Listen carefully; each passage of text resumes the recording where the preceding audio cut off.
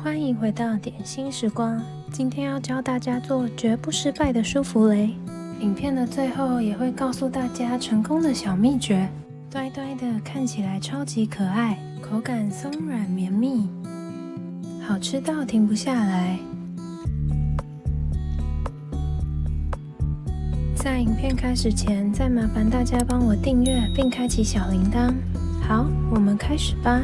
需要准备的食材如下：首先将奶油涂上杯壁，全部都涂好后，就将糖倒入，完成会像这样。接着将2颗蛋白蛋黄分离，鸡蛋要使用室温的鸡蛋哦。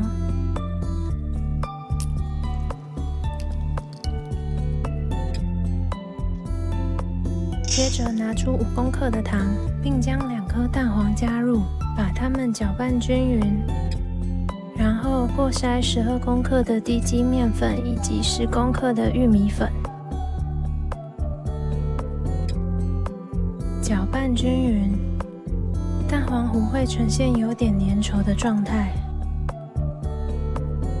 接着拿一个新容器，倒入150毫升的牛奶以及12毫升的油，开小火加热，并把它们搅拌均匀。把牛奶倒入蛋黄糊中，搅拌均匀。开小火把刚刚的蛋黄糊加热，过程中需持续搅拌到有点微稠的状态，就先放凉至室温。打发蛋白，并分3次加入糖。出现大泡泡后，就加入第1次糖，并以中高速继续打发，到呈现细致的状态，就可以加入第2次的糖，并继续中高速打发，到出现纹路后，就加入第3次的糖，中低速继续打发，到呈现小弯钩的状态就可以了。接着拿出室温的蛋黄糊，并加入1/3的蛋白，搅拌均匀。